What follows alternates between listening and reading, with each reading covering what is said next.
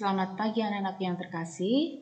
Hari ini kita akan mulai belajar dari tema 8 tentang keselamatan di rumah dan di perjalanan. Hari ini kita masuk di subtema 1 ya, tentang aturan keselamatan di rumah.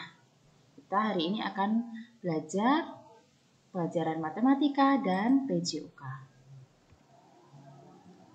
Hari ini kita akan belajar tentang tanda waktu 12 jam. Nah, tanda waktu 12 jam yaitu tanda waktu yang melibatkan keterangan pagi, siang, sore, dan malam.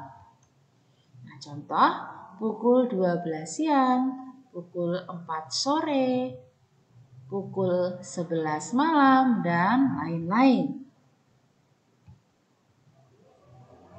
Pada penulisan tanda waktu 24 jam tidak diperlukan lagi keterangan waktu pagi, siang, sore, atau petang, ataupun malam.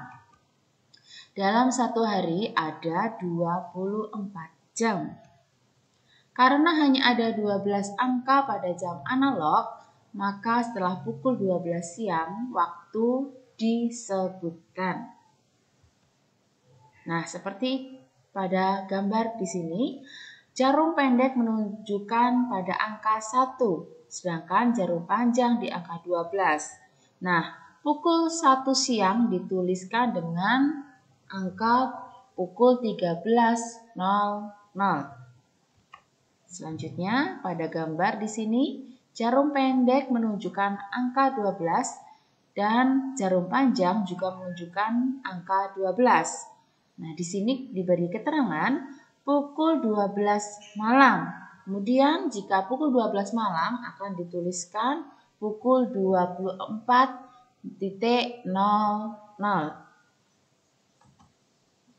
Gambar ketiga, jarum pendek di angka 6, jarum panjang di angka 12, maka ini dituliskan pukul 6 pagi. Ditulis pukul 06.00.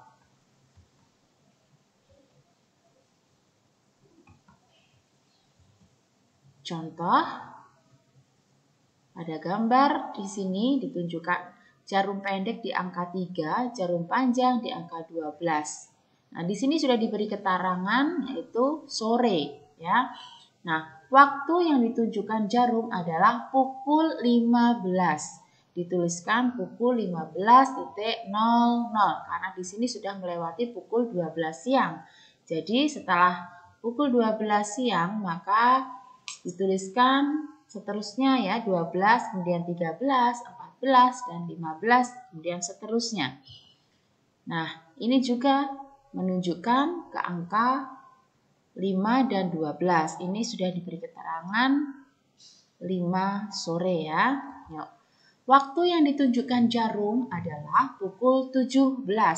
Ditulis pukul 17.00. Ya.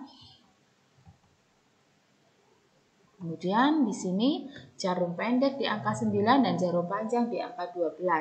Di sini sudah beri keterangan malam ya. Nah, waktu yang ditunjukkan jarum adalah pukul 21.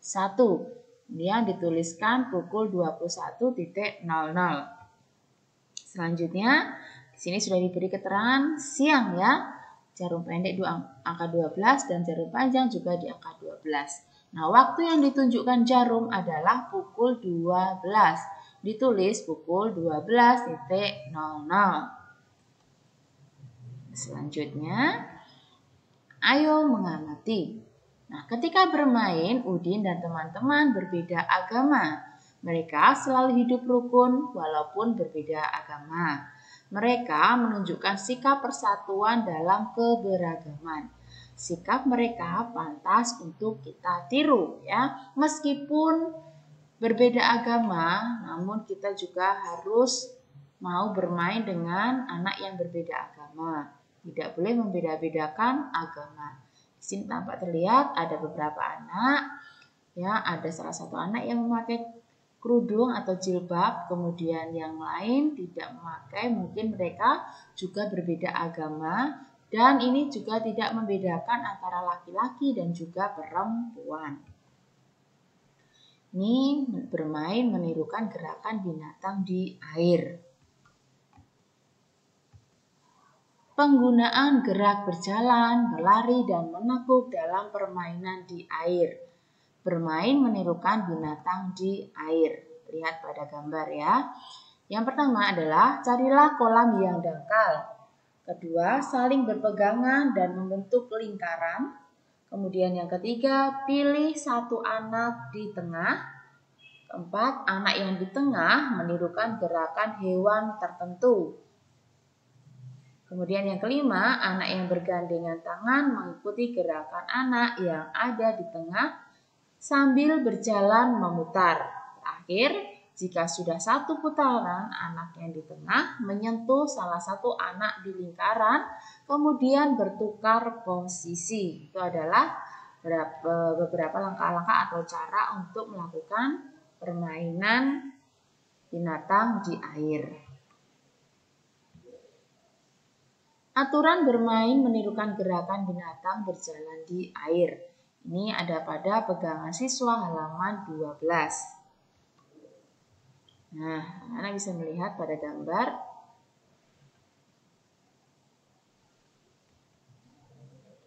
Sekarang menirukan gerakan kelinci.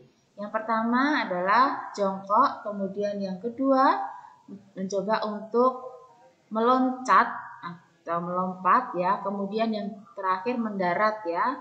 Posisi badan sama seperti pada contoh ini jika anak-anak ingin meniru gerakan tersebut.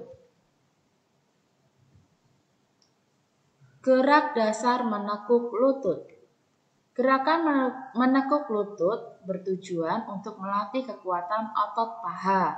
Selain itu berguna juga untuk kelenturan kaki. Berikut beberapa gerak dasar menekuk lutut. Yang pertama, gerak setengah jongkok. Ya, Nana bisa melihat pada gambar berikut ini adalah contoh gerakan setengah jongkok. Gerak dasar menekuk lutut setengah jongkok namanya ya. Berikutnya, dua adalah gerak jongkok penuh.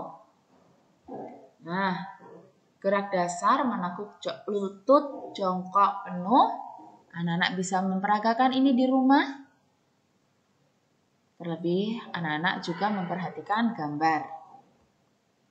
Gerakan menekuk lutut dapat juga dibuat dalam kegiatan bermain.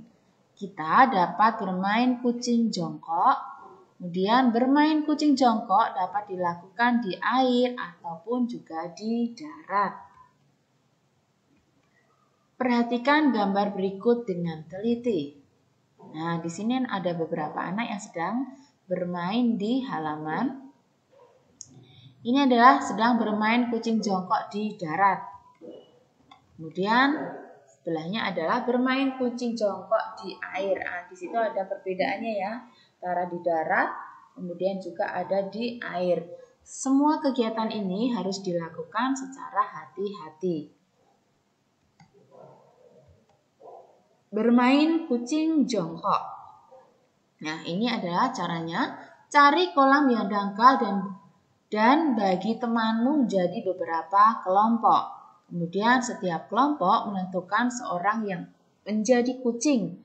Kucing harus berada di tengah kelompok. Nah, apabila dikejar sang kucing, siswa bisa jongkok. Apabila tidak sempat melakukan jongkok, siswa yang dikejar menjadi kucing. Ketika berlari harus berhati-hati karena dasar kolam yang licin bisa membahayakan diri. Ini juga harus ada pengamatan orang tua. Penugasan hari ini mengerjakan soal di Google Classroom ya.